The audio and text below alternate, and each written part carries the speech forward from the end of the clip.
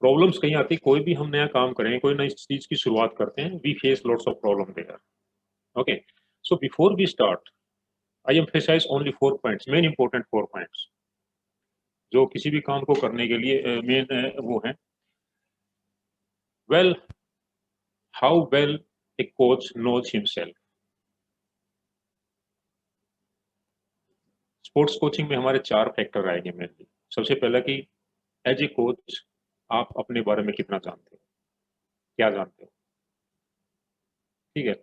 Second is आप athlete को कितना जानते हो, आपके प्लेयर्स को कितना जानते हो. थर्ड वन इज गेम को हम कितना जानते हैं. And the fourth one is in तीनों का जो कॉम्बिनेशन बनेगा दैट इज मुझे अपना टारगेट अचीव कैसे करना है. These are the simple 4 steps. हर एक आदमी बोलता है कि यार मुझे मालूम है मेरा क्या है, but now I am talking about as a coach, how do you know. आप एज ए कोच अपने आप को कैसे जानते हैं, क्यों कोच बनना चाहते हैं आप, why you want to be coach, coach बन के अचीव क्या करेंगे, what is the reason, coach बन के आपने गोल क्या सेट किया है. कोई भी हम काम करते हैं ना, उसके कुछ तो पीछे बैकग्राउंड होती है ना कि मुझे ये काम करना है, ये अचीव करना है, ये मुझे करना है.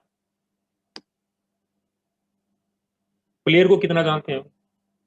अब सबसे जो क्रूशियल पॉइंट है, this is here, since my topic is to deal the beginners. Players को जानना ये ठीक है, हम बोलते हैं यार मैं उसको जानता हूँ, नहीं, I am not talking about that. I am not talking about his address, his name और his phone number. I am talking about how what do you know about the techniques of the players, tactics of the players, and most importantly mental ability of the players.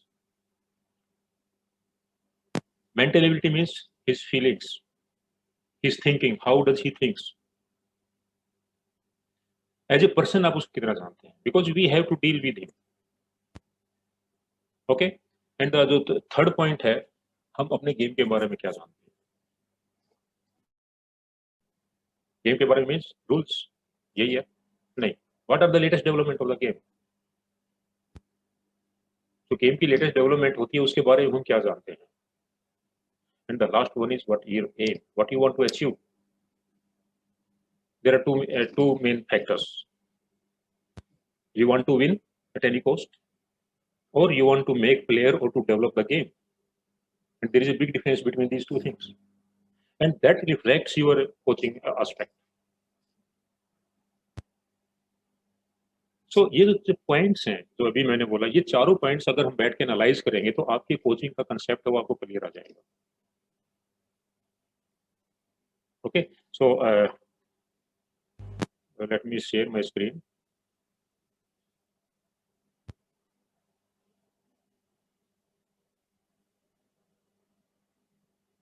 ये screen share हो रहा आपको sir.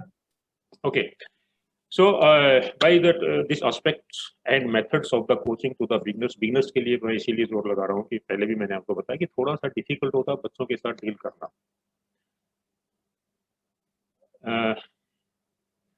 Welcome to the beautiful game. Handball game is very beautiful. सिर्फ नाम से नहीं है, अगर हम कंपेयर करें तो इसकी मूवमेंट्स क्या है. मैं तो इसको टोटल, जब आप लोग जब डिप्लोमा में होते थे तब भी मैं ये बोलता था कि I call it total athletic game.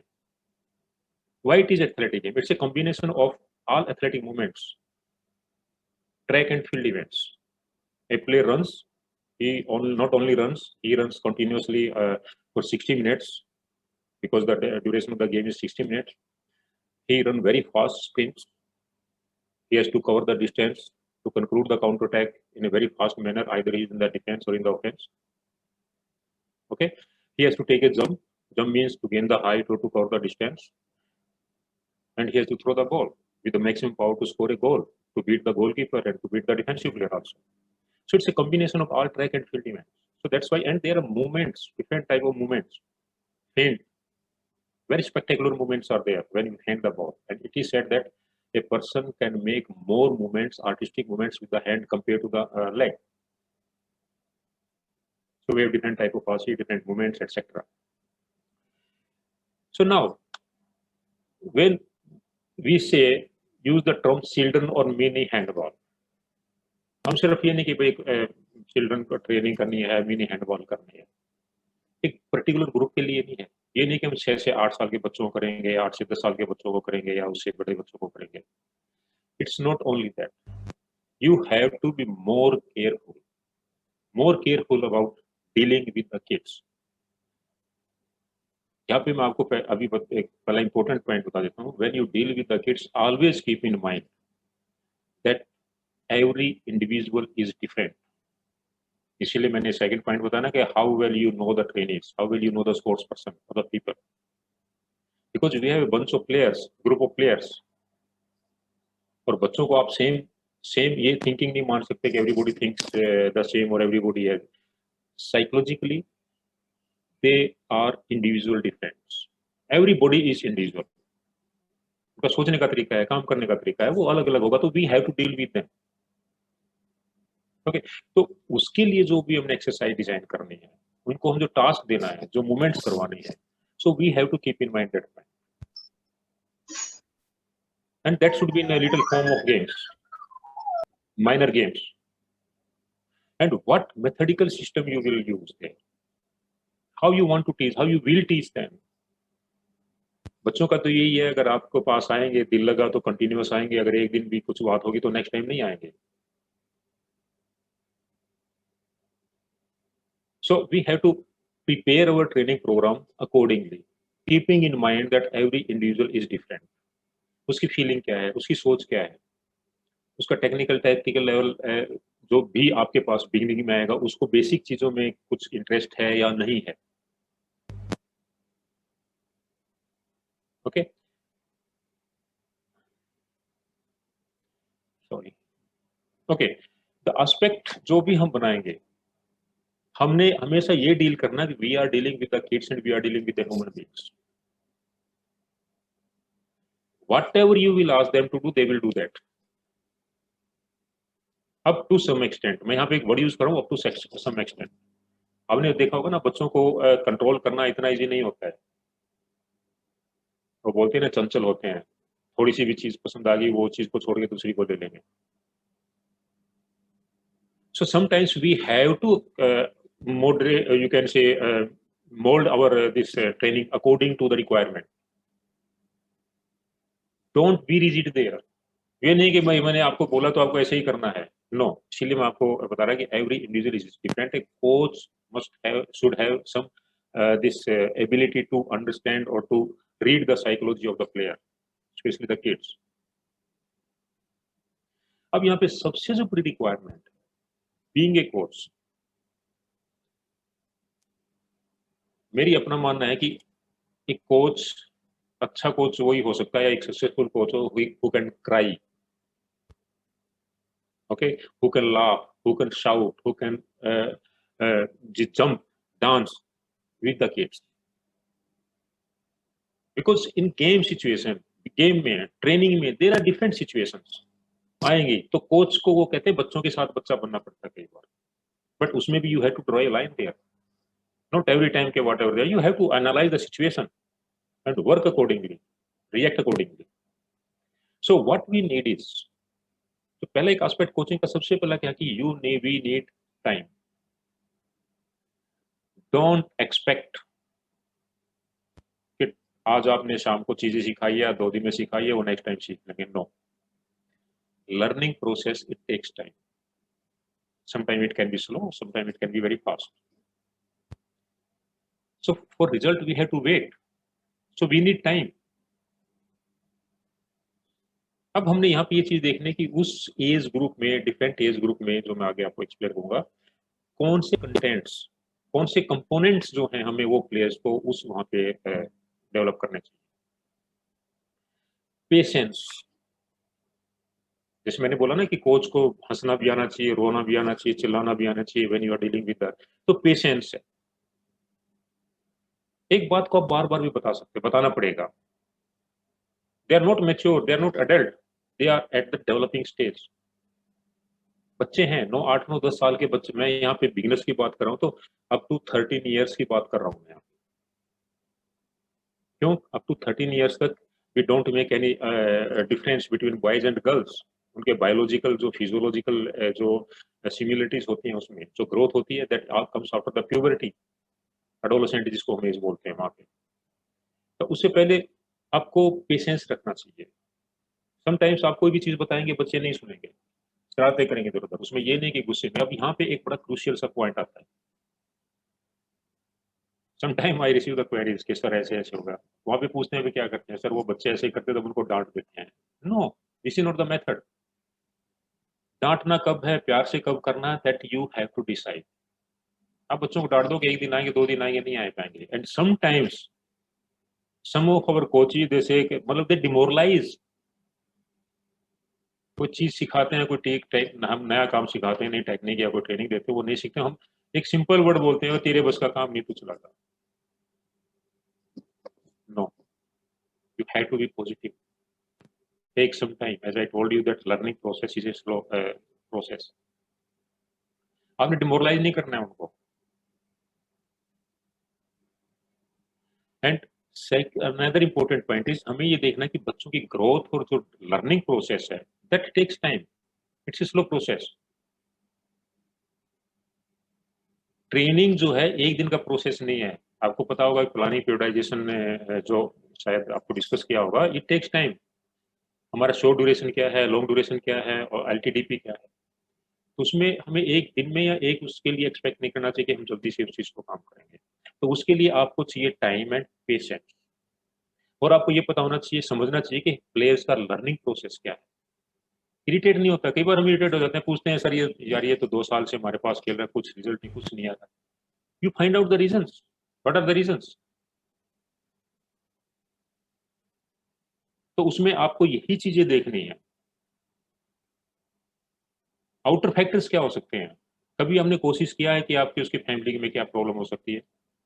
छोटा बच्चा है, डिस्टर्ब हो जाता है या स्कूल में क्या होता है, उसके फ्रेंड्स के साथ क्या प्रॉब्लम है? So we have to develop such a relation. Relation means when the player comes on the ground, they fully trust on you.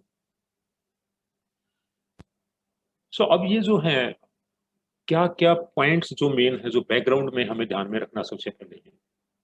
Children training या जो बिगिनर्स ट्रेनिंग है, यूजुअली हम मानते हैं it is the age group of 6 to 14 years as I told you that. अगर हम development stages की बात करें तो इसको बोलते हैं children training up to 14, 14 to 18 हम इसको क्लासिफाई करते हैं। सर या सर वो प्रेजेंटेशन मोड हो सकता है सर? प्रेजेंटेशन मोड में पीपीटी प्रेजेंटेशन नहीं, बस पीपीटी अभी तो नहीं समझ में आ रहा मैं क्या करें आप। वो सर प्रेजेंटेशन मोड ऊपर सर राइट साइड में प्रेजेंटेशन मोड हो जाएगा सर, तो फुल स्क्रीन आ जाएगा सर। ये सर ये लेफ्ट साइड में 1 मिनट में चेक करूँ। हाँ सर, और टॉप ऑफ द जहाँ पर एक और यस यस इसलिए ये yes yes start from beginning, start इसे क्लिक कर दीजिए। हो गया? हाँ सर, फुल हो गया सर। इट्स ओके ना? हाँ नाउ सर इट्स यस ठीक, sir. Okay. Okay, so we have divided this training into 3 parts, that children training, youth training और इसको बोलते हैं बिल्डअप ट्रेनिंग और training for the high performance. तो हम चिल्ड्रन ट्रेनिंग में अप टू 4 इयर्स उसके रीजन जैसे फिजियोलॉजिकल डिफरेंसेस हैं, प्लेयर्स की ग्रोथ है, तो उसमें कंसीडर करेंगे। हमें ये पता होना चाहिए कि 6 टू 8, 8 टू 10 और 8 टू 10, 10 टू 12, 14 में कौन से कंपोनेंट्स हमने प्लेयर्स को डेवलप करना है। यूजुअली हम क्या करते हैं, यहाँ पे आते ही सबसे पहले आते ही हम क्या करते हैं, क्योंकि चलो भाई हैंडबॉल खेल लो, but I don't believe in this. मेरा अपने माना है, don't ask the players to play handball, ask them to enjoy handball, enjoyment of handball. But how to enjoy? And there is a big difference between these two words, play handball and enjoy handball. Play means conditional movements. When you ask the play, you have to follow the rules and regulations. They don't know the rules and regulations. But when you ask the player, okay, you just enjoy. आपके पास बच्चा है, क्या करेगा ball के साथ? We have mainly three activities in handball: catching, passing and throwing. किसी बच्चे को आप बॉल दोगे तो क्या करेगा? आपस में फेंकेगा, एक दूसरे को मारेगा, दूसरा उसके फेंके पकड़ेगा या फिर टारगेट को हिटिंग करेंगे। तो हमारा हैंडबॉल की तो बेसिक टेक्निक्स वही हैं। तो इसलिए let them give such atmosphere, freely they can move there. अब हमने वहां पे कोई टीचिंग नहीं करनी है उनको, ये बेसिक मूवमेंट्स हैं। बट हम क्या करते हैं, जैसे ही लड़का पहले 1-2 दिन आया, सबसे पहले तो उससे पूछते हैं कि तूने हैंडबॉल आती है? 8-10 9-10 8 9 10 11 साल के बच्चों को, या फिर आते ही उनको सिखाने लग जाएंगे ऐसे करना, ये रूल है वो नहीं। Give them some time. मैंने अभी स्टार्टिंग में ये था ना यहाँ पे, what we need that is the time and patience. This two words are very very important for a coach. Okay, mini handball is not adult handball. Adult handball means we have to follow the rules, we have to apply proper techniques and tactics, and according to game situation we have to perform our actions. But अगर आपने mini handball के rules या देखे होंगे या कुछ बताया, तो उसमें है ना, ये बोला गया कि आप रिलैक्स द रूल्स। अगर प्लेयर ड्रिबल बिना ड्रिबल 3 स्टेप्स लेता है, 4 स्टेप लेता है, अलाउ हिम। माइनर कटिंग होती है तो अलाउ हिम, मींस उनको वो बेसिक चीजें सीखनी है, वहां पे स्ट्रिक्ट नहीं होना है। इस काम को आप अपने आप से लीजिए। अगर किसी काम को बंधन में बांध के करेंगे हम, तो रिस्ट्रिक्शंस करेंगे उसको फ्रीली, जब तक फेल नहीं करेंगे तो we won't get the better results. Mini handball is a philosophy of its own for developing handball. इसकी अपनी philosophy। अब यहाँ पे वर्ड यूज किया developing handball. We are not training the handball, we are developing the handball. Develop कहाँ पे होगा? When you are teaching something to a new person. We have to teach them all aspects of coaching, physical, technical, and tactical also. Okay, and handball is a ball game. ये spelling mistake है यहाँ पे. It's not a ball, it's a ball game for children. A way of playing with the children. What is the objective of our game? Our aim is to score a ball on the opponent. And what is the nature of our game? Our game is a team game. We have to work with the player, teammates, cooperation वहाँ पे चाहिए. So when we talk about the team, means the children, they will play together, try to understand each other. According to situation, they will perform their actions. ये essential है बच्चों के लिए। जब बच्चों को हम कोई भी काम सिखाते हैं ना, वो उसके लिए कोई भी बिगिनिंग चीज होती है उसमें। और बच्चे हमेशा देख लेना, थोड़ी देर कोई भी चीज करेंगे, एक नेक्स्ट जो आएगा मैं बताऊंगा मेथड क्या होता है। अकेले करने के बाद they are getting bore and they start this finding the partner. And what is the objective for game? To play with the partner.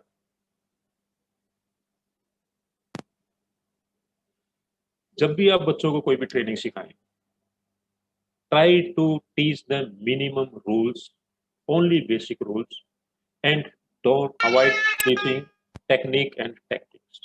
Tactics को तो हम भूल ही जाते हैं। करना है तो एक इंडिविजुअल टैक्टिक करनी है, इंडिविजुअल वो करवाना, हमने टेक्निक्स करवानी है। You know what is the difference between technique and the tactics?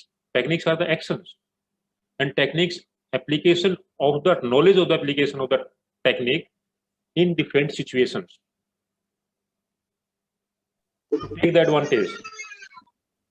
तो वहां पे हमने उनको, बच्चों को जो आएंगे उसमें जो अडल्ट के रूल्स हैं, उनका कंसेप्ट है, उस चीज को अवॉइड करना and start teaching them the simple techniques, basic techniques. We know what are our basic techniques with ball and without ball, offence और डिफेंस में what are there. Don't touch this technical part, the beginning stage. अब जब तक हमें ये चीज का knowledge नहीं होगा, the following are still fact based on the credible research. Starting में मैंने बोला कि we are dealing with the human beings and human beings have different different stages. तो as a coach you should know what are the developmental stages of the children. किन चीज के, किन phases के थ्रू वो जाते हैं। So for this we should have the knowledge about the physiology, anatomy and physiology and mental development of the player. Growth process क्या है? So during the development of child goes through periods of fast growth and slow growth. आपको बताया गया होगा या आपने पढ़ा होगा कहीं कि जब बच्चों में 8, 9, 10 साल तक 8 साल तक सेम ग्रोथ होता है। 9, 10, 11 में जब वो एंटर करते हैं तो गर्ल्स की जो हाइट है थोड़ा सा फास्ट होती है,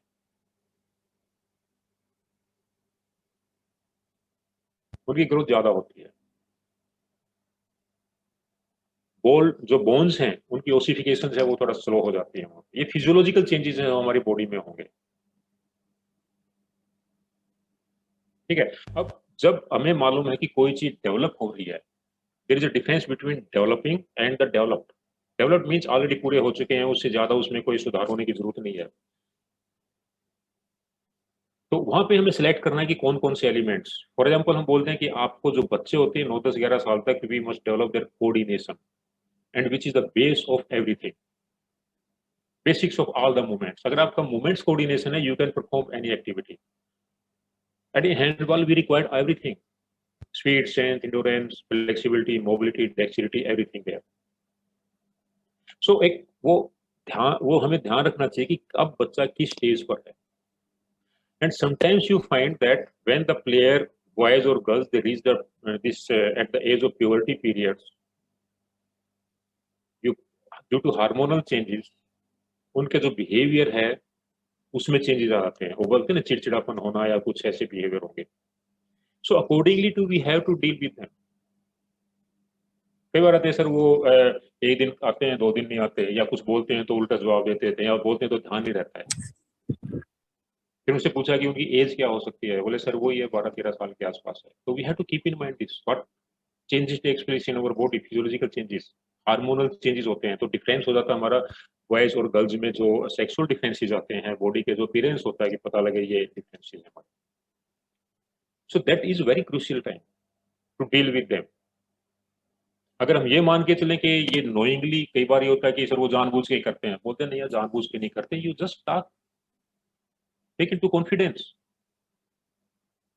उनसे बात कीजिए क्या है, वो किस प्रॉब्लम से, किस दौर से गुजर रहे हैं, वहां पे कौन सी उनके थॉट्स क्या होते हैं वहां। सिर्फ आपको खिलाना ही जरूरी नहीं है। मैंने आपको बोला ना, मेंटल एंड सोशल डेवलपमेंट है वो भी आपको डील करना है। आपने देखा होगा ना कि कई प्लेयर्स या जो कुछ होते हैं कि अपने कोच या अपने टीचर या उनको एक मॉडल बना लेते हैं। They try to follow each and every movements, walking style and talking other things. तो एक टाइम ऐसा होता है जहाँ पे आपको उनको फ्रेंडली भी होना है, आपको उनको दूसरे तरीके से डील भी करना है। Okay. So growth spurt, height and grip. अब ये देखना है कि बच्चों में हाइट कब ज्यादा हो, एकदम से स्पर्ट आता है, कुछ की हाइट कम होगी। गर्ल्स की जैसे मैंने बोला कि ये गर्ल्स की हाइट थोड़ा ज्यादा हो जाती है, लेकिन बॉयज की बोन है, स्ट्रक्चर है, वो थोड़ा स्ट्रॉन्ग हो जाएगा। This is just before the puberty. Puberty का मतलब है जहाँ पे हमारे ये जो ऑर्गन्स डेवलप हो जाते हैं, बॉयज और गर्ल्स के लड़कों में जिस तरह ये मूछें वगैरह आना है, या गर्ल्स का जो ब्रेस्ट साइज है वो इंक्रीज होना, तो उससे हम थोड़ा सा ये चीजों को आइडिया पता लग जाता है। और as a coach you have to deal with them. सबसे बड़ी प्रॉब्लम यहीं पे आती है। Girls generally develop and mature earlier than boys. हमारे पास दोनों आते हैं, बॉयज एंड गर्ल्स, और वो इतना हमारे पास ये भी नहीं है कि हम बॉयज के लिए अलग सेशन करें और गर्ल्स के लिए अलग सेशन। जैसे मैंने बोला ना कि जो हमारी ट्रेनिंग चलती है, कंडीशनिंग ट्रेनिंग चलती है, या कोऑर्डिनेटिव जो हमारी एबिलिटीज को डेवलप करते हैं 12-13 साल तक, we don't make any difference. उसमें कोई ज्यादा बच्चों में डिफरेंस नहीं, बॉयज और गर्ल्स में कोई difference. We give the same load there, we can give them same load at this stage. तो अब ये भी ध्यान देखना है कि गर्ल्स जनरली जो है वो, जैसे बताया कि हाइट एकदम से थोड़ा निकल आएंगी, बट उसके बाद बॉयज की हाइट जो प्यूबर्टी के बाद ज्यादा होती है, एंड मेच्योरिटी जो उनका मेंटल डेवलपमेंट है वो कंपैरेटिवली गर्ल्स का ज्यादा। ये रिसर्च बेस्ड है, इसमें ये नहीं कि भाई आप अपने उससे कह रहे हैं, रिसर्च बेस्ड है ये। और अब सबसे बड़ी प्रॉब्लम आती है, फिर हमने उनको जो स्ट्रेंथ कैसे कौन सी देनी है, कब डेवलप करनी है। तो अब इसमें ये आता है कि आपको जो स्ट्रेंथ है वो हमें जनरल स्ट्रेंथ देनी चाहिए, क्योंकि इसमें muscle strength increases around 1 year after start of the cycle. जैसे प्यूबर्टी पीरियड स्टार्ट हो जाएगा ना, उसके बाद से 1 साल के बाद, इसको बोलते हैं बोन्स ऑसिफिकेशन, जो है आपका स्ट्रॉन्ग होनी स्टार्ट हो जाएंगी। तो उसमें धीरे धीरे आपको you can start giving them the strength. and that is the maximum strength. Even then, we should not start giving the maximum strength up to the 18 or this 17 years. Okay, you can develop the general strength there. अगर आप maximum strength देंगे means जो उसकी capacity है उससे ज्यादा load लेंगे तो उसकी ग्रोथ के ऊपर इफेक्ट पड़ेगा. वो एक चीज है जहां बोलते हैं ना डेवलप होना, उसको डेवलप होने देंगे. मसल फाइबर्स वगैरह को डेवलप होने देंगे और जो लिगामेंट्स है वो डेवलप हो रहे हैं वहां पे, बोन्स.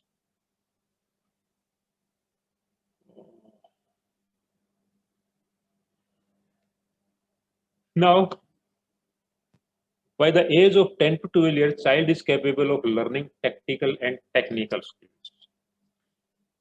8, 9, 10, 11 साल तक, 8, 9, 6, 7, 8, 9, वो डिपेंड करेगा कि आपके पास बच्चे कितने हैं. तो यूजुअली हमारे पास जो बच्चे आएंगे ग्राउंड पे इंडिया में जो है 10 साल के आते हैं, 11 साल के आते हैं. तो ये जो प्रोसेस है you can delay this. But अगर आपके पास कॉन्टिन्यूसली 8 साल से बच्चे आ रहे हैं जो आपने उसका बेसिक मूवमेंट्स हैं, बेसिक मूवमेंट्स क्या होगा आपका, लर्निंग क्या नाम है, जंपिंग मूवमेंट्स है, कोऑर्डिनेशन जो है आपका, एजिलिटी है, उस चीज को आपने डेवलप कर दिया है. ठीक है. अगर आपने बॉल के साथ भी मूवमेंट्स करवाने तो बॉल के साथ भी मूवमेंट्स आपने कोऑर्डिनेशन की डेवलप करानी है. ठीक.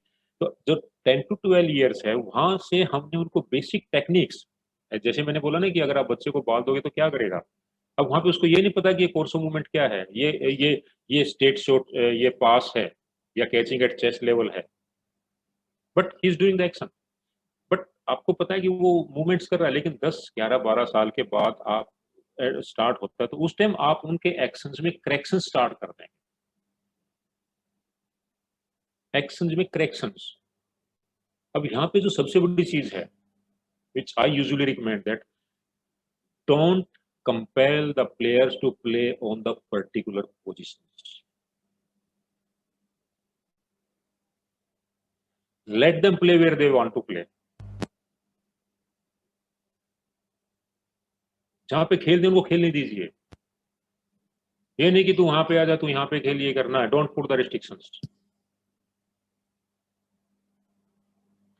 धीरे धीरे धीरे धीरे जब आप खेलते जाएंगे तो बच्चे अपने आप ही जो उनकी चॉइस की है पोजीशन वहीं पे खेलना स्टार्ट करेंगे. वो that is, you can say, simple method to identify the particular player और specialist player to on play on the particular positions. हम क्या करते हैं, नहीं तू इस पे खेल, तू पीपी खेल, तू गोलकीपर खेल, तू खेल यहाँ पे नहीं. आज अगर वो पीपी खेल रहा पोजीशन पे वैसे, क्योंकि हमने रूल वगैरह तो बताया नहीं, तो खेलने दो उनको जैसे भी खेलते हैं. आज अगर इस पोजीशन पे कल दूसरी पे खेलने दो.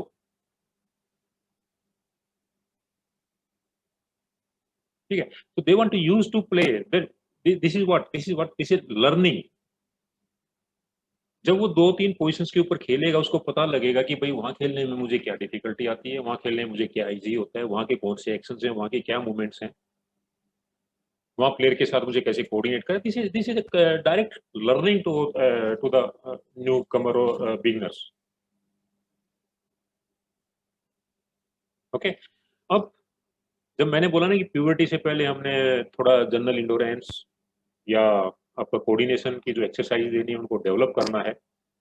But you have to keep in mind कि जब उनका प्यूबर्टी पीरियड होता है स्टार्ट या जब तक होता है, उस केस में आपकी जो एक्सरसाइजेज हैं, जो मूवमेंट्स हैं, उसमें आपका कोऑर्डिनेशन और इंडोरेंस वर्क है वो ज्यादा इफेक्टिव नहीं होगा.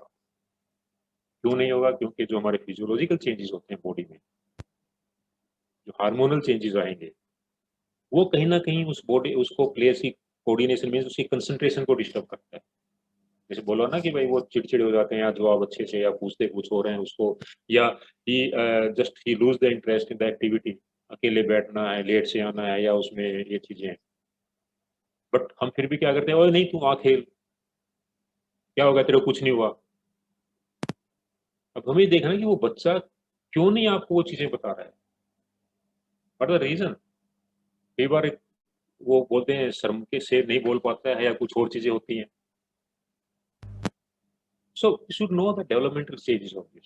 तो जो कोऑर्डिनेशन है आपका, जो आप ये डेवलप करना चाहते हैं इंडोरेंस, जनरल इंडोरेंस, तो वो एक उस पीरियड में उसका ज्यादा इफेक्ट नहीं होगा. और हमें ये मानना चाहिए कि child development of course is a product of different factors. किसी भी चीज की जो ग्रोथ होती है ना, डेवलपमेंट होगी, उसके बहुत से फैक्टर होते हैं।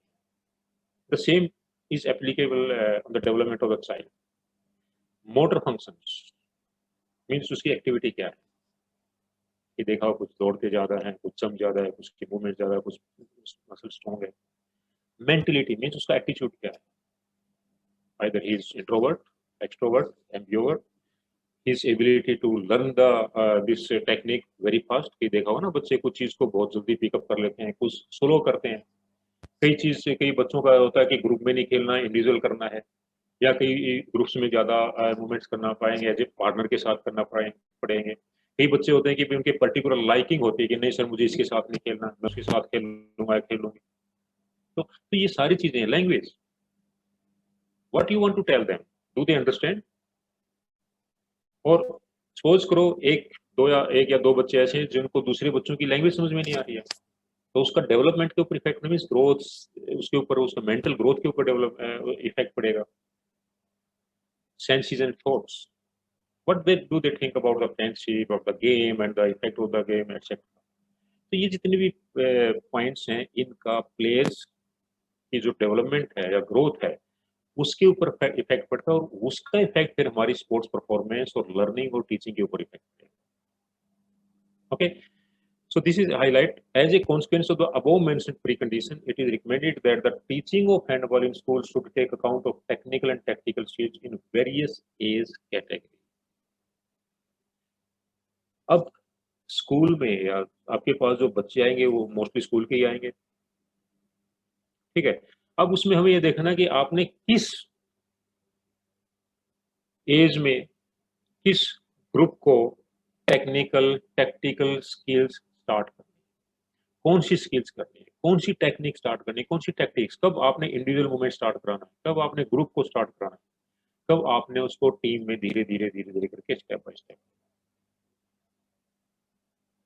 अब यहाँ पे फिर वही पहले वाला ही वर्ड आ जाता है कि what we need time and patience. अभी टाइम एंड पेशेंस का एक और बड़ा अच्छा रिलेशन है। हमारे पास जैसे ही प्लेयर आएंगे ना या बच्चे आएंगे, तो हम ये मानते हैं कि यार विद इन 6 मंथ इससे हम ये डिस्ट्रिक्ट चैंपियन बनवा दें या इसको स्टेट चैंपियनशिप बनवा दें। वहां पे हमारे लिए रिजल्ट इंपॉर्टेंट नहीं है। What is important? Important is to teach them, to make them player. Result तो उसको सारी उम्र देने हैं। यहाँ पे आगे सबसे बड़ी हम मिस्टेक करते हैं।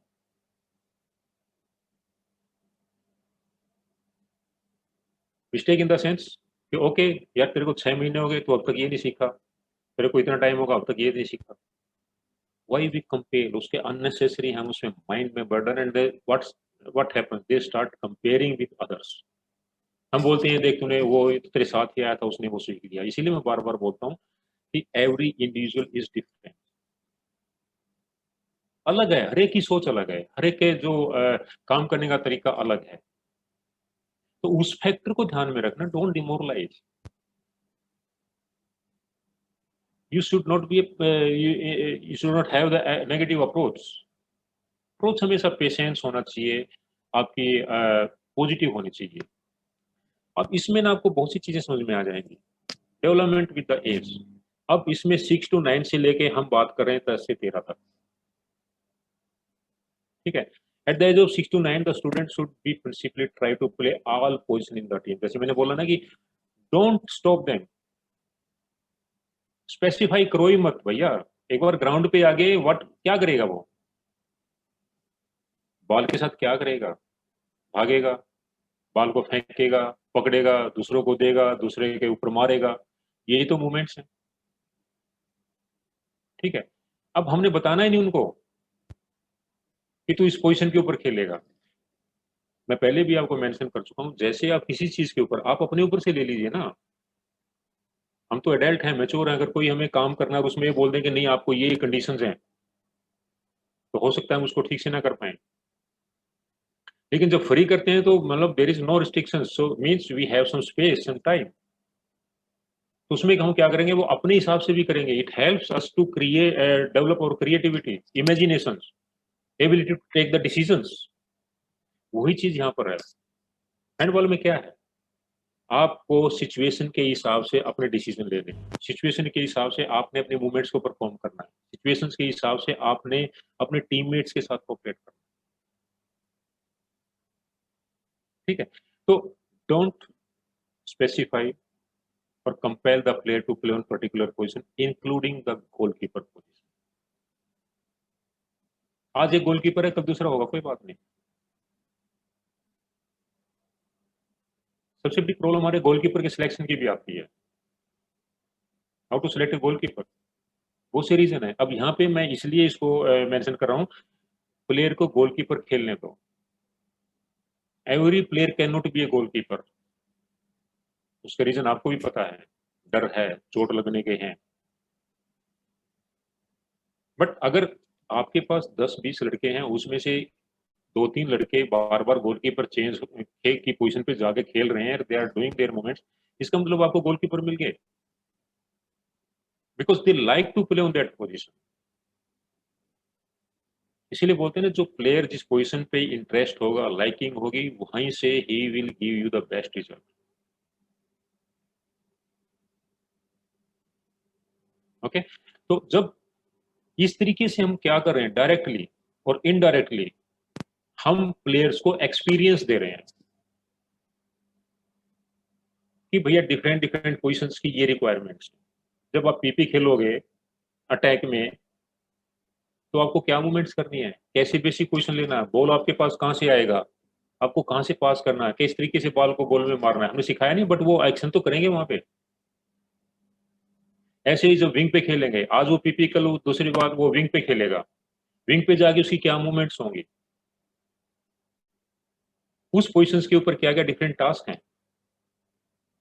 So we are giving them opportunity to play on all the positions, और उससे क्या होगा, एक्सपीरियंस होगा, समझ में आएगा कि भाई वहां पे खेलने की क्या मुश्किल है, वहां पे खेलने के क्या फायदे हैं, वहां पे आप कितने अच्छे खेल सकते हैं। फिर वो एनालाइज करते हैं after some times, maybe वो एक महीना या 2 महीने बाद, फिर वो अपने आप ही फिर क्या करेंगे, वो प्लेयर अपनी अपनी जो पोजीशंस पे उनको अच्छा लगेगा, वहां पे खेलना स्टार्ट करेंगे।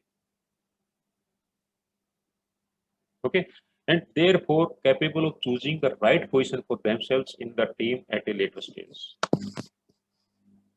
वो हेल्प करेगा उनको।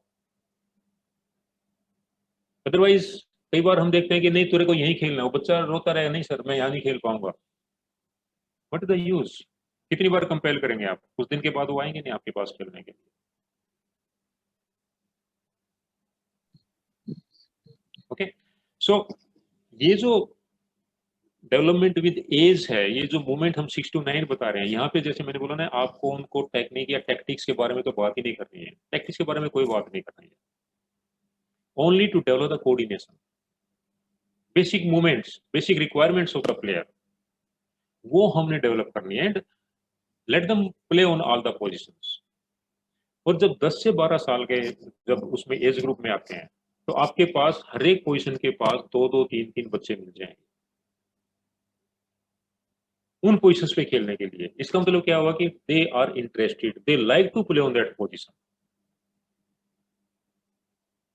ओके, अब गोलकीपर का सबसे बड़ी प्रॉब्लम आती है, तो गोलकीपर का भी हम ये बोलते हैं कि आपको जब कोई प्लेयर वहां पे खेलेगा, 2 या 3 लड़के आपके पास 20-25 में से बिल्कुल मिल जाएंगे, अगर वो रेगुलर वहां पे खेलेंगे। इसका मतलब है उनके पास वो एबिलिटी है। क्या एबिलिटी है, जब वो खेलते हुए वहां पे डर नहीं रहे हैं, कैरेज है उनके अंदर टू फेस द बॉल, जो उनके ऊपर बॉल फोर्स से आएगी तो उसमें। एंड सेकंड इंपॉर्टेंट थिंग की क्वालिटी जो मैं मेरे हिसाब से गोलकीपर की होती है, you can not defend all the goals, sometimes you कंसीड the goals also. तो उसमें ये नहीं कि भाई मेरे से बॉल रुके नहीं, मैं गोलकीपर नहीं खेलूंगा। It means they have some patience, confidence among themselves to become a goalkeeper. So यहाँ से and you can start training the more specific skills of the goalkeeper. 12-13 years के बाद से हमने गोलकीपर की जो बेसिक ट्रेनिंग है, हमने वहां से उसकी स्टार्ट कर देनी चाहिए, क्योंकि हमें पता लगे, हमने फोर्स नहीं किया किसी को भी, आपने गोलकीपर को फोर्स नहीं किया। गोलकीपर का हम दो तरीके सिलेक्शन करते हैं, एक तो जो प्लेयर होता है वो सिलेक्ट होगा, अपने आप ही देखे सर मैं गोलकीपर खेलूंगा, मैंने देखा कि यहाँ पे। अब उसमें भी दो चीजें हैं। क्या चीजें? एक तो कई बार होता है कि भाई मैं आगे नहीं खेल पा रहा हूँ, एज ए डिफेंसिव प्लेयर नहीं है, एज ए अटैकिंग, बट मुझे खेलना है, ठीक है भाई मैं गोलकीपर खेल लूंगा, चलता है ऐसे काम। या एक जो वाकई में जैसे ये बताया कि ना एक्सपीरियंस के उसमें, and he likes to play on as a goalkeeper. दूसरा क्या होता है, दूसरा कोचेस करते हैं जबरदस्ती कि नहीं तेरे गोलकीपर खेलना है क्योंकि तेरी हाइट अच्छी है। बट यहाँ पे आपको इन दोनों में से किसी चीज को फोर्स करने की जरूरत नहीं है। सो दिस जो पॉइंट है, this is another important aspect for the future players, to train the future player, to identify the future player. एक वो टैलेंट स्काउटिंग की हम बात कर रहे हैं, तो ये एक मेथड है कि आपको डिफरेंट डिफरेंट पोजिशन पे प्लेयर्स को क्या करना। बट कंडीशन ये है, अगर आपके पास वो बच्चे 7, 8, 9, 10 साल की एज से आ रहे हैं और रेगुलर ट्रेनिंग है, then only you can say that okay these are this. But अब यहाँ पे हमें एक चीज को और ध्यान में रखना, which is very very important.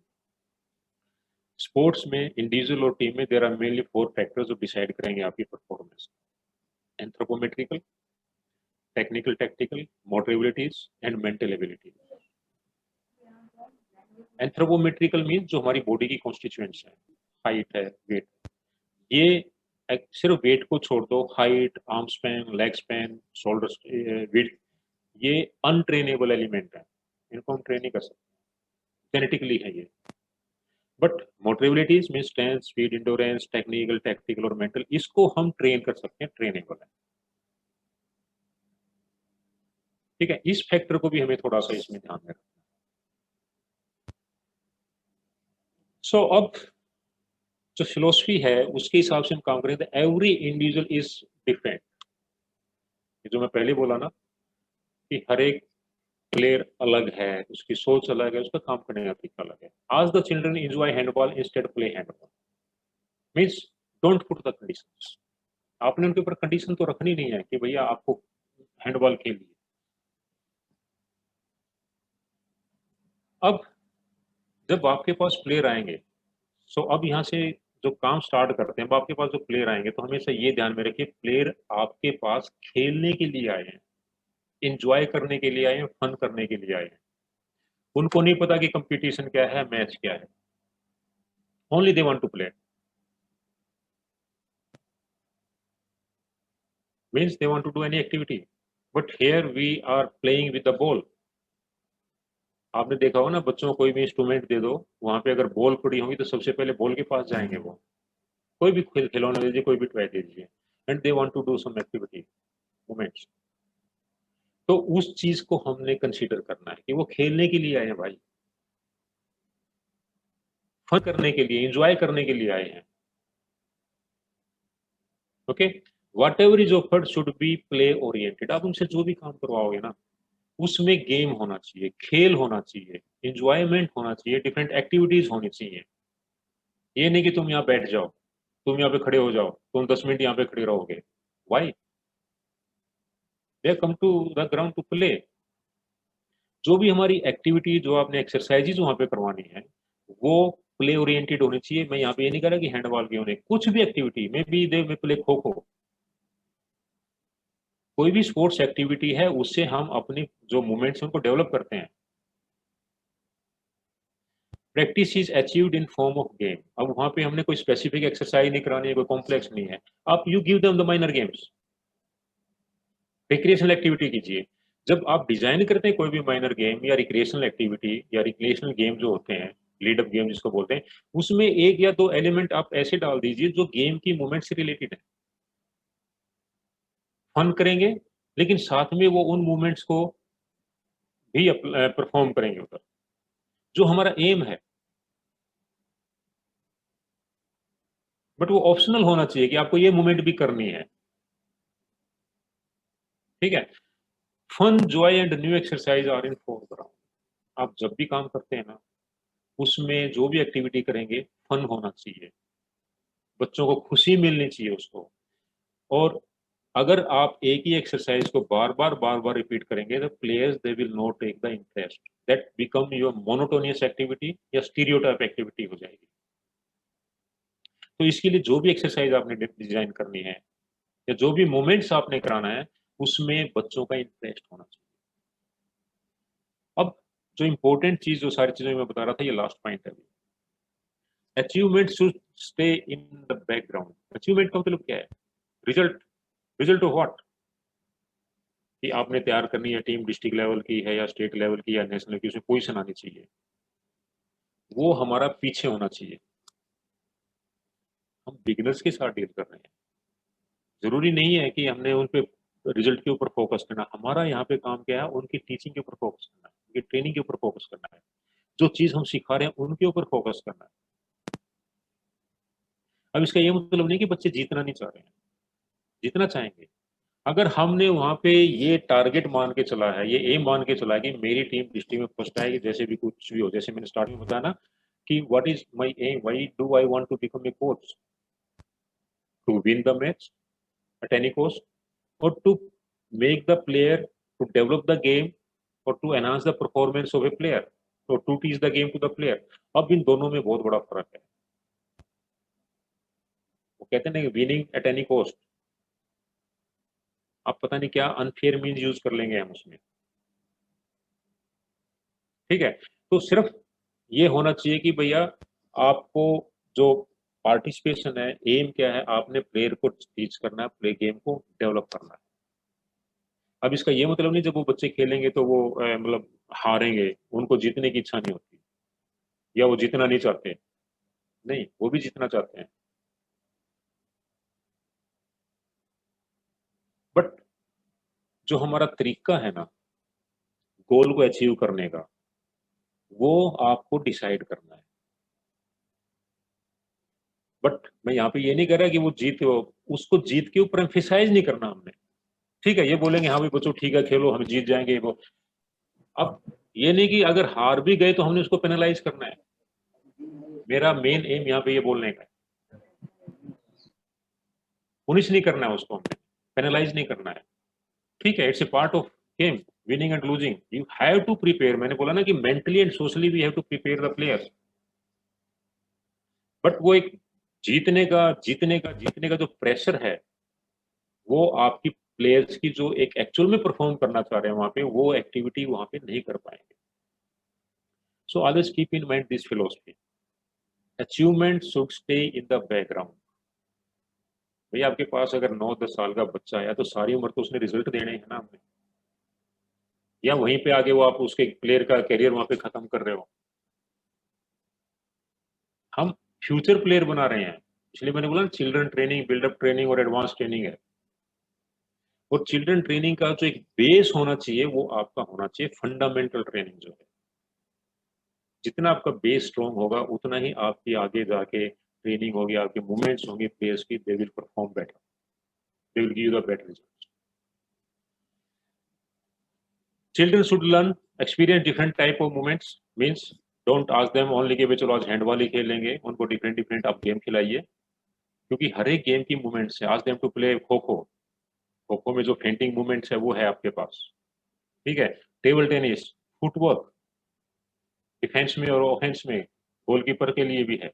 तो this type of movement, basketball में क्या है, वॉलीबॉल में ask them to play, they will take jump, blocking type की मूवमेंट्स है। तो take the advantage of that movement. Basic motor skills are developed through the games. हमने उनको specific ये नहीं कि आज तो आपको स्पीड वर्क कराना है। ठीक है, ये बेसिक मूवमेंट्स या कैचिंग पासिंग जो भी है, जैसे मैंने बोला ना कि उनको don't design some strenuous exercises कि वो उसी को फॉलो करेंगे। Give the minor game, lead up game, recreational game etcetera. So जो ऐसी डिफरेंट डिफरेंट एक्टिविटीज आपको करनी है, कुछ ऐसी सिचुएशंस क्रिएट किए जिससे कि उनका डिसीजन मेकिंग एबिलिटी है उसको भी आप करें। क्योंकि जब हम गेम खेलते हैं the opponent never behave what you have desired. आप जो बॉल लेके चलते हैं ना कि भाई मैं वहां जाऊंगा, मेरे को पास मिलेगा, मैं फेंट करूंगा, प्लेयर वहां चला जाएगा, मैं गोल मारूंगा, ये होगा, ये आपकी सोच है। बट ओपोनेंट कैसे बिहेव करता है उस पर, that creates a new situation. तो वहां पे आपको अपना डिसीजन लेना है, even when you are mature and you are playing a match. तो ऐसी डिफरेंट सिचुएशन दीजिए बच्चों को कि उसके सिचुएशन को सोल्व करने के 2-3 ऑप्शन होने चाहिए, वेरिएशन होने चाहिए, जो हेल्प करेगा आपका मेंटल डेवलपमेंट का और डिफरेंट मूवमेंट्स को लर्न करने के लिए आएगा। चिल्ड्रन ट्रेनिंग में हमेशा एम्फेसाइज करना आपको coordination movement, maximum coordination exercise आपको करानी है। फ्लेक्सिबिलिटी है, एजिलिटी है, ओरिएंटेशन है, रिएक्शन एबिलिटी है, ठीक है। क्योंकि जब आप डेवलप हो जाएंगे 18-19 साल के बाद, फ्लेक्सिबिलिटी वगैरह इनको सिर्फ मेंटेन कर सकते हैं हम, इनको डेवलप नहीं कर सकते, इंप्रूव नहीं कर सकते। जॉइंट्स की मोबिलिटी है उनको भी। तो वहां पे जितना भी टास्क होगा मैक्सिमम आपको जो करना है वो कोऑर्डिनेशन के ऊपर उसमें करना है। सो कोऑर्डिनेशन ये क्रिएटिव सॉल्यूशन है डिफरेंट डिफरेंट सिचुएशंस का। मोनोटोनस ड्रिल नहीं होनी चाहिए आपकी। अगर आपने कुछ मोनोटोनस ड्रिल या स्टैटिक मूवमेंट या खड़े खड़े भी, तो उसमें भी आपकी मूवमेंट्स होनी चाहिए। अलग अलग काम दे दीजिए आपको, एक ही काम को बार बार रिपीट करेंगे तो they will not take the this interest. And in addition, the development of specific game concepts such as team spirit and fair play should be fostered. Even जैसे मैंने बोला ना कि उनके ऊपर ज्यादा रूल्स इम्पोज नहीं करने, इवन वहां पे भी हमने उनको एक चीज बताने की, ये आप जीतोगे तो अकेले की जीत नहीं है, हारोगे तो अकेले की जीत नहीं है, हारोगे तो एज ए टीम हारोगे, जीतोगे तो एज ए टीम जीतोगे। ओके, फेयर प्ले करना कि कोई गलत तरीके से इन चीजों को चोट नहीं मारनी है या किसी को धक्का नहीं देना है, इस तरीके से कंसेप्ट प्लेयर से उसमें माइंड में डाल देना कि they should play fair play, follow the rules आगे आने के टाइम में। सो अगर एक कंसेप्ट हो जाएगा तो व्हेन दे स्टार्ट प्लेइंग, जब हम टेक्निकल और टैक्टिकल ट्रेनिंग स्टार्ट करेंगे, वो हमारा हमेशा क्या होता है, अकॉर्डिंग टू रूल्स ही होगा। तो एक कंसेप्ट हमने बना दिया उनका। और team spirit means they have to work with the team, individually नहीं होता कुछ भी। When we say the team means we have to work with other members of the group. तो इन चीजों के साथ में आपको ये कंसेप्ट भी उसको देना है। अब ये मेथड है, सिंपल चीज, अगर आप वो बोलते हैं कि कैसे ट्रेनिंग करना है। चिल्ड्रन ट्रेनिंग के लिए 3 स्टेप होते हैं। अब इसमें नया कुछ नहीं है, अगर आप खुद भी प्रैक्टिकल करके देखेंगे वो चीजें। फर्स्ट स्टेप बच्चों को सिखाने का I and the ball. Second step be with each other, and the third be against others. These are the 3 methods or 3 steps. Okay? अगर हम फर्स्ट स्टेप को लेंगे, hours is a ball game, ball के साथ खेलते हैं। जिस team के पास बॉल है वो अटैकिंग टीम है, ये आपको मालूम है, जिसके पास नहीं है वो डिफेंसिव। अटैक का एम क्या है, बॉल लेने के बाद गोल मारने का अटेम्प्ट करना। डिफेंस का काम क्या है, ऑब्स्ट्रक्ट करना, गोल को रोकना, प्लेयर्स को रोकना और बॉल पोजीशन लेना। 2 ही मूवमेंट है मेनली, ठीक है। अब यहाँ पे आई एंड द बॉल कम करेंगे।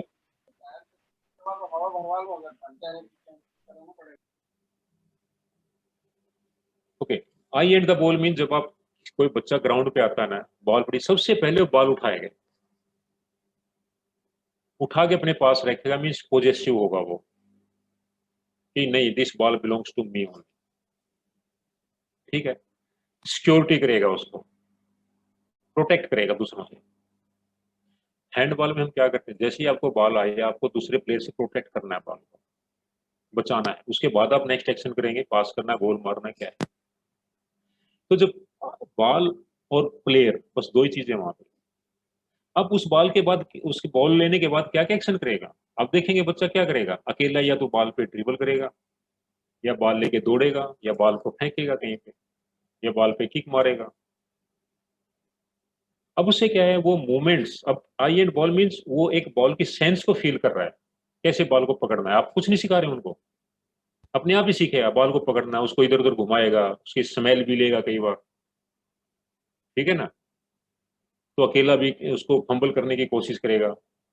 तो वो एक लर्निंग है यहाँ पर। क्या लर्निंग है, वही जैसे मैंने आपको बताया कि बॉल की सेंस लेना है, कैसे पकड़ना है, ठीक है। उसको इधर उधर घुमा के देखेगा, या अकेला होगा तो उसको ड्रिबल करेगा, ये करेगा, और उसको फिर वो जब करने के बाद जो मूवमेंट करेगा वो उसका एप्लीकेशन हो जाएगा। ठीक है, अब ये जो एक्टिविटी अकेला प्लेयर इंश्योर रहेगा कि कोई बड़े से बॉल ना ले ले, गोद में लेके भागेगा उसको, कितनी देर करेगा? कुछ देर के बाद फिर क्या करता है कि वो उसने जो करना था वो कर लिया। थोड़ी देर के बाद क्या करेगा, अब वो अपने पार्टनर ढूंढता है।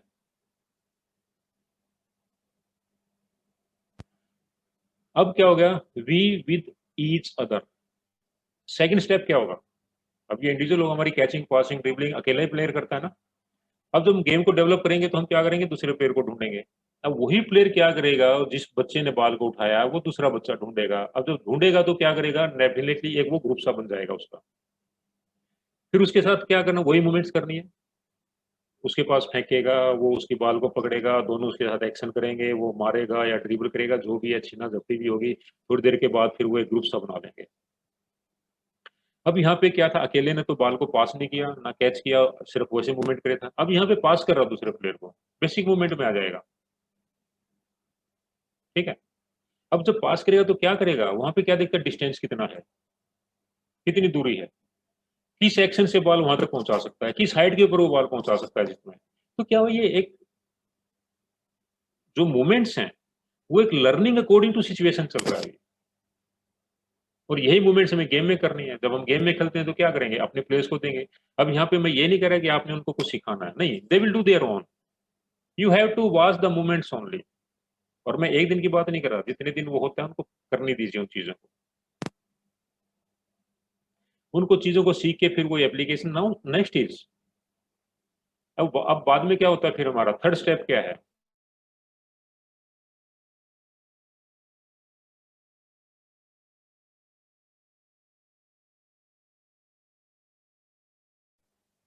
अब वो क्या करेंगे, वी हम इकट्ठे हैं लेकिन अगेंस्ट अदर्स, दूसरों के अगेंस्ट, मींस ओपोनेंट टीम हमारे पास आ गई है।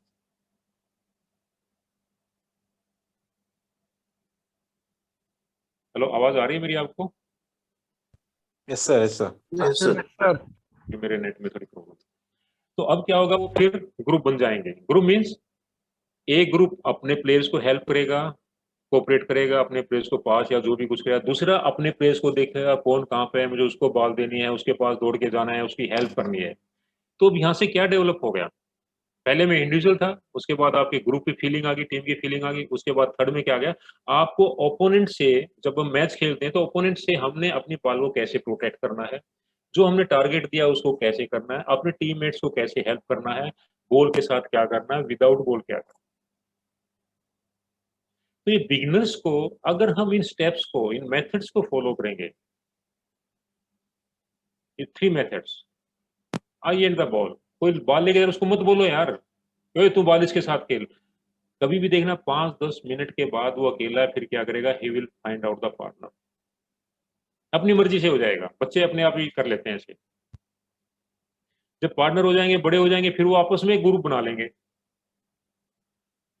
फिर वो अपनी मूवमेंट्स को स्टार्ट करेंगे। We can apply the same method और same methodology of 3 steps for the beginners training. यहाँ पे हमने कोई ज्यादा उनको लोड नहीं देना है, ज्यादा नहीं, अपनी मर्जी से ही करेंगे। हमने सिर्फ उनको इंस्ट्रक्शंस और गाइडेंस थोड़ा सा बताना कि ये चीजें ऐसे करना। अब इनमें देखिए क्या है, each step has 2 different levels. हर एक के 2 हैं, सीखना है और उसके बाद क्या करेंगे, वो अप्लाई करेंगे, जो भी मूवमेंट करेंगे, पुटिंग इनटू प्रैक्टिस। अब पहला स्टेप हमारा क्या था, आई एंड द बॉल। अब उसमें क्या था, child discover the special qualities of the ball, the way it bounces, smell, feels etcetera. जैसे बॉल मिलेगी क्या करेगा, उसको वो मार के देखेगा ना, कितनी बाउंस आ रही है, ऊपर जा रही है कैसे। कई बार सील करेगा, उसको फील करेगा, बॉल में घुमाएगा, ये करेगा। तो जब एडेप्टेशन जो होते हैं उसको बॉल के साथ, वो हो जाएगा। अब उसकी प्रैक्टिस कहाँ पे करेगा, डेवलप ए बेसिक टेक्निक। अब ये क्या चीज़ है, ये हमारी बेसिक डेवलप टेक्निक हो जाएगी। सबसे पहले हम क्या सिखाते हैं, how to hold the ball. अब बॉल लेके खड़ा तो रहेगा नहीं, वो कुछ ना कुछ तो मूवमेंट्स करेगा ना, ड्रिबल करेगा या पैर से मारेगा या ऊपर उछालेगा या दोनों हाथों से उछालेगा फिर पकड़ेगा। तो ये एक बेसिक टेक्निक्स है हमारी हैंडबॉल की विद बॉल। अटैकिंग की, अटैक में हमारी 2 टाइप की बेसिक टेक्निक्स हैं, movements category with the ball and without. Okay, so with ball है। अब सेकंड में क्या है, वी विद ईच अदर। जब वो बोर हो जाएगा, उसको थोड़ी बहुत चीजें आ जाएंगी करने के लिए, उसके बाद क्या करेगा, he try to find out a new element the partner is introduce. अब हमने क्या कर दिया यहाँ पे, अपने आप ही उसने क्या किया, पार्टनर ढूंढ लिया। टीम में भी तो हमारा पार्टनर होगा, टीम तो इसीलिए बनती है ना जहाँ के आपके 2 3 4 5 प्लेयर होंगे जितने भी स्क्वाड है। तो अब उसमें क्या है, that partner introduce N element of insecurity. अब उसको इनसिक्योरिटी होगी, हेल्प लेगा, क्या करेगा वो, मूव करेगा बॉल के साथ, टारगेट को हिट करेगा, strength of shot, direction of shot, जैसे मैंने बताया ना कि वो देखेगा आपके पार्टनर कहाँ पर है, उसको पास किस डायरेक्शन में है, कितनी दूरी पर है, कितना एक्शन है, कितनी हाइट के ऊपर है। तो धीरे धीरे वो उन्हीं मूवमेंट्स को, सेल्फ इम्प्रोवाइजेशन जिसको हम बोलते हैं, वो स्टार्ट करेगा। एक सेंस डेवलप हो जाएगी कि ज्यादा दूरी है तो मुझे बॉल में इतनी फोर्स लगानी है, वो टारगेट हिट करना है तो मुझे कितनी फोर्स लगानी है। ठीक है, तो ये एक जो मूवमेंट है, प्रैक्टिस है, वो उसमें आ जाएगा। अब वो क्या करेगा यहाँ पे, कोऑपरेशन इज नेसेसरी क्वालिटी। अब यहाँ पे सबसे जरूरी क्या है, कोऑपरेशन है। किसका कोऑपरेशन है, जो प्लेयर उस ग्रुप में है, जो उसके पार्टनर है। अगर वो फेंकेगा तो दूसरा कोऑपरेशन क्या कि उसको पकड़ेंगे वो। ठीक है, अगर दूसरे ने पकड़ के इसके ऊपर थ्रो किया तो फिर वो कोऑपरेशन क्या होगी, प्रॉपर सही तरीके से उसको बॉल देगा, या ड्रिबल करके वहां जाएगा तो दूसरा बॉल ड्रिबल करके आएगा। तो it helps to work together, coordinate करना एक दूसरे के उसमें। मैच में हमारी वही रिक्वायरमेंट्स हैं, we have to pass the ball, we have to receive the ball. अब ये देखना है कौन प्लेयर कहाँ पर है, कौन फ्री है, किसको हम प्रॉपर पास दे सकते हैं, कितना डिस्टेंस है। तो ये मूवमेंट है। अब थर्ड क्या होगा, वी अगेंस्ट ईच। हमें एक दूसरे के ग्रुप बना लेंगे, कितनी देर तक कर सकते हैं वो मूवमेंट्स, बोरिंग हो जाएगा। ठीक है, उसके बाद क्या करेंगे, the team begins to form. अब इसमें क्या हो जाएगा, टीम स्टार्ट हो जाएगी हमारी। अब जब टीम खेलेंगे तो फिर वो जो हार और जीत जो मैंने बताया ना, वो पूरे ग्रुप की होगी। एक टीम स्पिरिट आ जाएगी, एक दूसरे को हेल्प करना, क्राइसिस में हेल्प करना। Crisis in the sense, suppose करो कि कोई प्लेयर दूर खड़ा है या उसको कोई प्लेयर कवर कर रहा है, आपने उसकी हेल्प करनी है, उसको सही टाइम पे पास देना है। ठीक है, फिर वो क्या करेंगे, plan to achieve the aim. अब कोई अगर उनका दो चीजों के अंदर, दो टीमों के अंदर कोई भी चीज होगी तो उसमें एक टारगेट अचीव करेंगे, भाई हमने ये काम करना है, इतने गोल मारने हैं, इतने पास करने हैं। ठीक है, तो उसकी फिर प्लान करेंगे वो। अब मैच में क्या होता है, हमारा वो प्लानिंग ही होती है कि इसको दाना है, ये मूवमेंट्स करना है, वो करना है, ये प्लेयर भागेगा, वहां पे बॉल देना है। Okay, and the last one is opposition has to be overcome. आपके अगेंस्ट में जो अपोजिशन है, उसको आपने ऐसे कैसे ओवरकम करना, उसको जीतना कैसे, उसके अगेंस्ट आपने कैसे better performance. So these are the 3 different levels, different steps. Beginners के, मैं बिल्कुल बिगिनर्स के बारे में बात कर रहा हूँ, जो आपके पास 7 8 9 साल के बच्चे आते हैं। आज का मेरा मेन टॉपिक वही है कि उनको कैसे हमने अप्रोच करना है, टीच करना है। वो सब हो गया। अब उसके बाद एक कुछ एडिशनल रिमार्क्स हैं। Use simple rules, complicated rule नहीं बनाने हैं। बच्चे हैं, उनको समझने में टाइम लगता है। हमने उनका कंसेप्ट क्लियर करना है, और वो कंसेप्ट कैसे होगा, उन चीज़ों को बिल्कुल सिंपल बनाना है। नो और हार्डली एनी टैक्टिक्स, में पहले भी आपको बताया कि कम से कम 12 13 साल तक, जब तक हम चिल्ड्रन ट्रेनिंग के फेज में हैं, हमने टैक्टिक्स को बिल्कुल ही कम करना है। कोशिश हो तो हम नहीं बनाए। ओके, टैक्टिक्स का मतलब डिफरेंट सिचुएशंस को एनालाइज करना है। हमने वहां पे उनकी मूवमेंट्स को अडोप्टेशन देनी है, परफेक्शन लानी है उनकी मूवमेंट्स को। Develop a general understanding of playing space. Playing space means, अब आपको डिफरेंट पोजिशन पे जरूरत है, उस पोजिशन पे आपके क्या मूवमेंट्स हैं, क्या रिक्वायर्ड है, कैसे कैसे एक्शंस करेंगे, कैसे कैसे फॉरवर्ड बैकवर्ड मूवमेंट्स करनी है, जो भी जिस पोजीशन के ऊपर खेलता है। जैसे गोलकीपर खेलता है, ऐसे गोलकीपर जब वो खेलेगा तो उसकी क्या रिक्वायरमेंट्स हैं, कौन कौन एक्शन वहां पे परफॉर्म इंट्रोड्यूस करना उनको।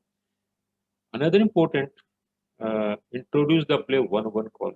यस, हैंडबॉल में हमारे यूजुअली 3 ही सिचुएशन होती हैं, न्यूमेरिकल इक्वलिटी, न्यूमेरिकल डिसएडवांटेज, और न्यूमेरिकल एडवांटेज, या न्यूमेरिकल इंफीरियरिटी और सुपेरिटी बोलते हैं।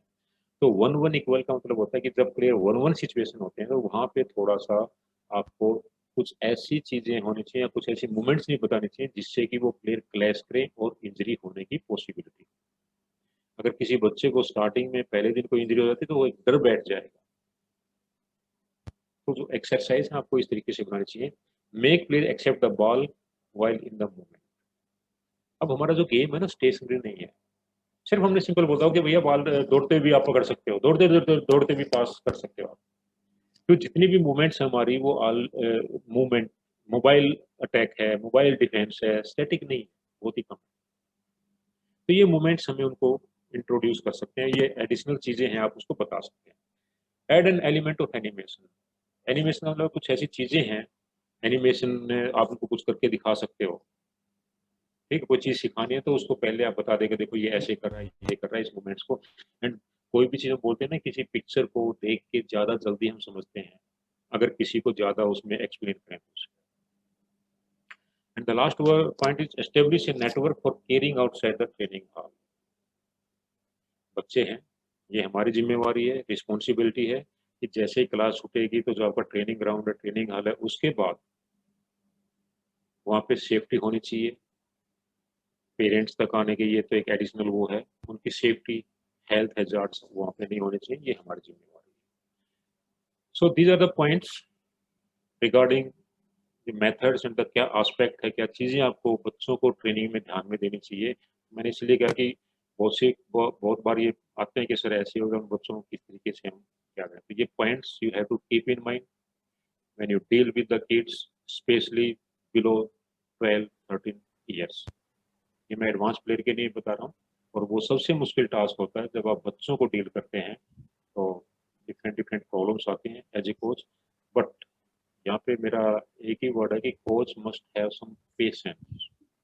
जैसे मैंने बोला ना, उसको बच्चों के साथ जब डील करेंगे तो पूरा बच्चा ही होना पड़ेगा, दे विल हैव फन। अब यहाँ पे जो लर्निंग है ना, वो फन के साथ लर्न करना है, रिस्ट्रिक्शंस के साथ लर्न नहीं करना, उनको टीच नहीं करना। So this was all about. Thanks for your kind attention. And now, if you have any query, any question,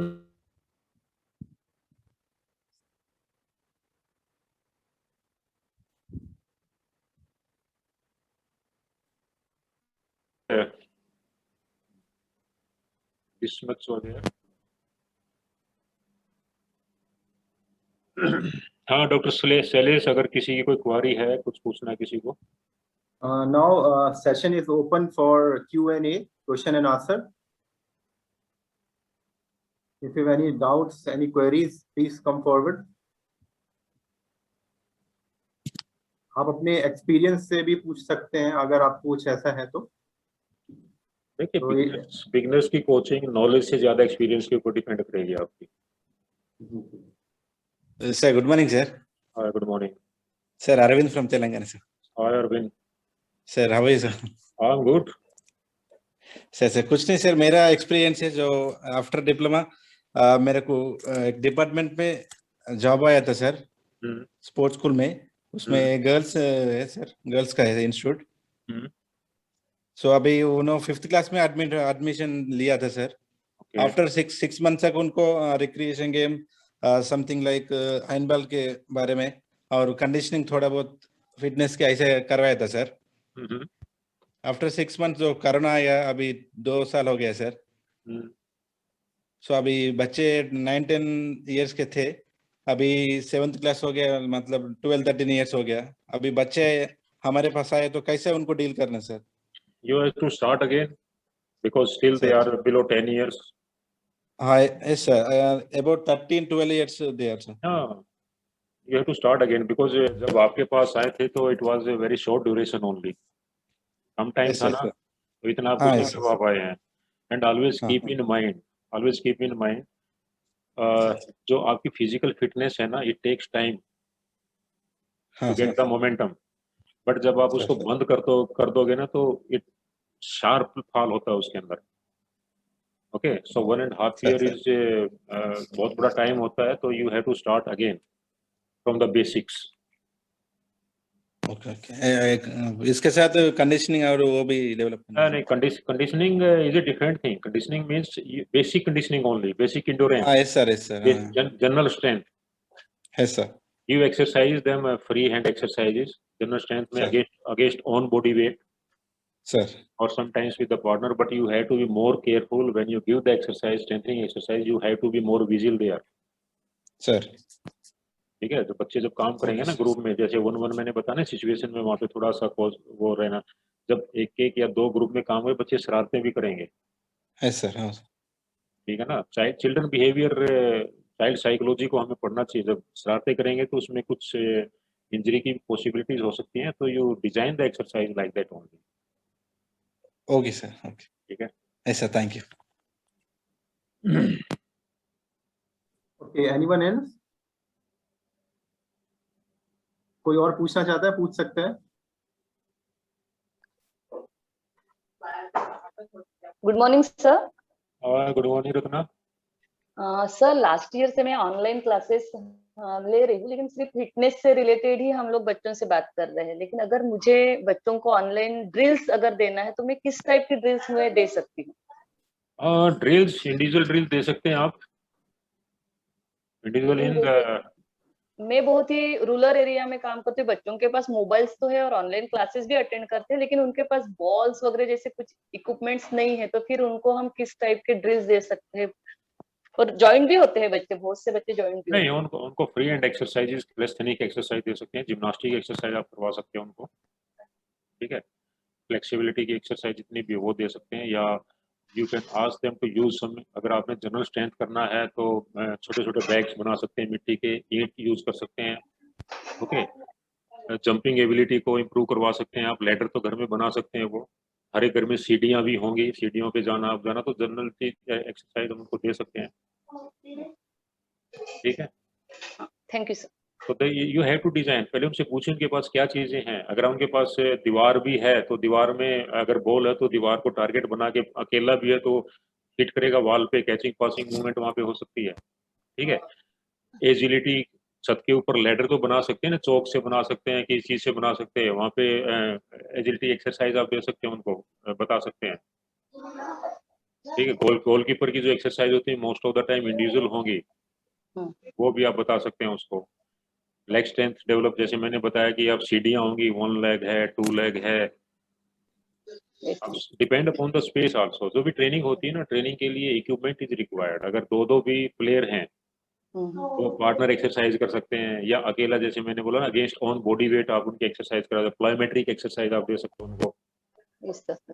तो ये you can show them on mobile and demonstrate, they can follow. But again फिर वही problem आती है कि आपने number of repetitions कितनी रखनी है, सेट्स कितना है, रिकवरी कितनी देनी है, उस बच्चे की एज क्या है, वो थोड़ा सा उस पर you have to work on that, उस पर काम करना पड़ेगा। Thank you sir. Yeah, good afternoon, sir. Good afternoon. My name is Akhil Vishish. I'm from Himachal Pradesh. Sir, as I am a BPEd student. तो sir जैसे the term growth and development है, तो sir growth में तो बच्चे का जैसे कि जितने भी स्टूडेंट्स हैं वो उनकी बॉडी स्ट्रक्चर की ग्रोथ आ गई, उनके फिजिकल चेंजेस जो आ गए, the changes we can see with naked eyes, right.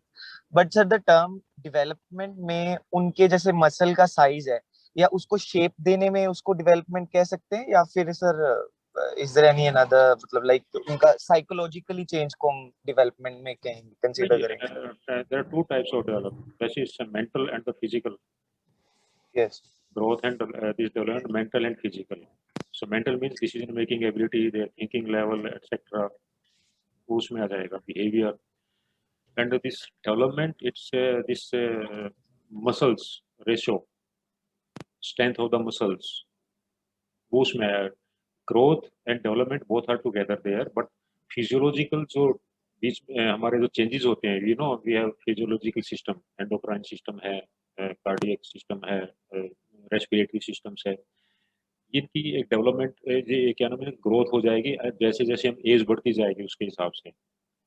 And anatomical जो है, anatomical there are two, physiology and anatomy. Anatomy is means that is the growth and this ossification of the bones और joints, वो part उसमें आएगा, ठीक है। और जो ग्रोथ जिसकी आप बोल रहे हैं ना, डेवलपमेंट जो है, वो आपके इंटरनल सिस्टम्स कितने डेवलप होंगे वो डिपेंड करेगा आपका एज ए लेमैन और एज एक्सरसाइज, और एज के हिसाब से होगा। एज के हिसाब से हट का साइज होगा, आपके लंग्स के साइज बढ़ेंगे, ठीक है ना, वो उसके ऊपर डिपेंड करेगा।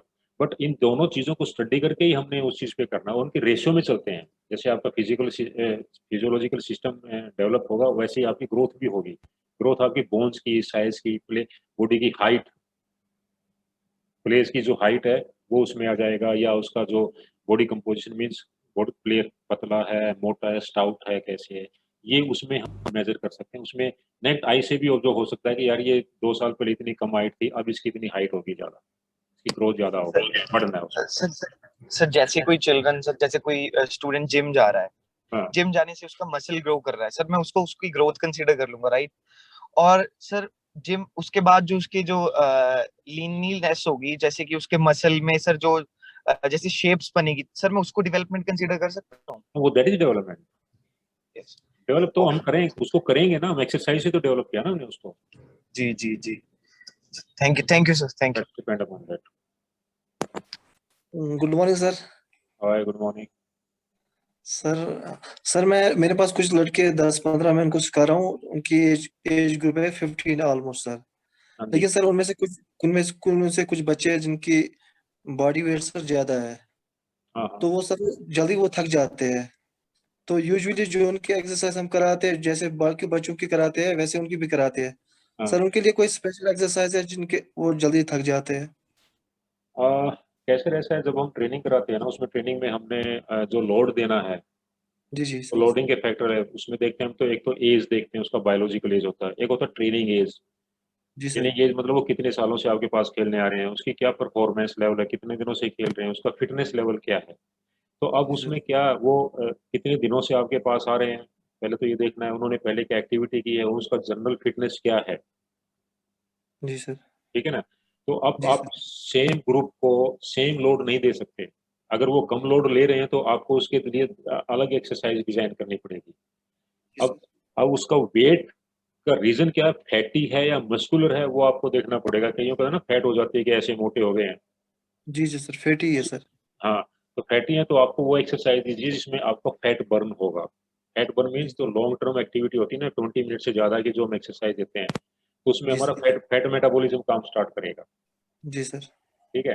तो उससे आप उस टाइप की एक्सरसाइज डिजाइन करें, तो उसमें इफेक्ट तो होना चाहिए, पढ़ना चाहिए, बट दूसरा कंसीडर ये भी करना कि उनकी डाइट क्या है।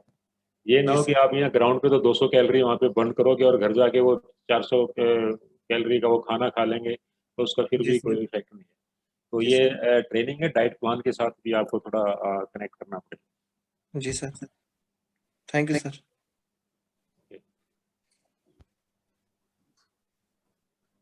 Yes, anyone else? आप अवेंदर Singh, you want to ask something? I think आप पूछना चाह रहे हैं। Virendra, Virendra, I think he is not there. sir. Okay, no questions.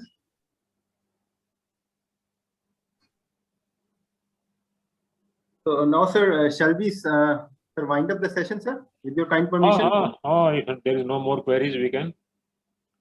So thank you everyone for your patience hearing, and I don't know how fruitful this was, but I thought that this is since this is the C license. C license means this is the beginners and the grassroots. This, as Dr. Sales in his opening address mentioned, is the training should be grassroots level. So I wanted to tell these points when we deal with the kids. और मैं अपने जो 32 years का मेरा जो NIS में teaching experience के base पे जो क्वेरीज मेरे पास आती थी, उसके बेस पे मैंने सोचा कि I think this is the most suitable. It is little difficult to handle the kids. ये डिफरेंट एज ग्रुप में ये बड़ी होता है कि बच्चे ये नहीं कर रहे, वो नहीं कर रहे, तो इन पॉइंट्स को कंसीडर करके वी कैन ट्रेन। तो एडवांस के लिए नहीं था ये सिर्फ बिगिनर्स को हमने कैसे टैकल करना, कैसे बच्चों को ट्रेन करना है, इंटरेस्ट क्रिएट करना है। हालांकि आई नो कि इन इंडिया में भी इतना कंसेप्ट नहीं आया कि हमारे पास 8-9 साल के बच्चे आते, but there are certain centres जहाँ पे 9-10 साल के बच्चे भी स्टार्ट किया ट्रेनिंग करना। तो हो सकता है कि उनके थोड़ा सा ये यूजफुल है and how to tackle that. But always keep in mind, दो चीजें ध्यान में रखिए। मेरा जो कहने का सिंपल यही, एवरी इंडिविजुअल इज डिफरेंट। एक बच्चे को अलग है, उसको समझिए। और दूसरा क्या कि आपको पेशेंस और टाइम लगाना पड़ेगा, that's all. So thank you everyone, and thank Arun and Dr. Seles giving the opportunity to interact with the youngsters. और बहुत से faces जो हैं अभी बहुत दिनों बाद दिखाई दिए हैं. Vicky is there, Sachin is there, number of Ratna and Manvinder, and even. It was a really nice session, sir. Okay, sir, just we are just winding up, just finishing up the session. So before that, I am just summing up the lecture, sir. So it was a wonderful and enriching session, sir. And the topic was aspects and method of coaching to the beginners. And these are the most valuable and very useful essential points you covered, like principle of general to specialization and beginning. You just starting with the topic like coach knowledge aspect, coach philosophy. That first of all, know yourself, know the students, know the players, know the opponent, and what is your goal. And then at last, you just mentioned the I to V and V to opponent team.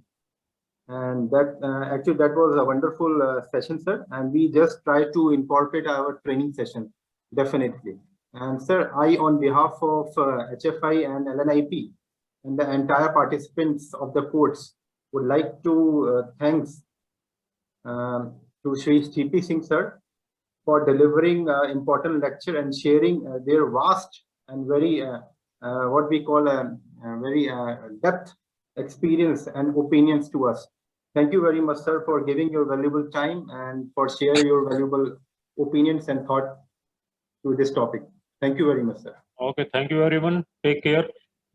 Thank you, sir. Thank you so much. Thank you, sir. Thank you, sir. Thank you. Thank you, sir.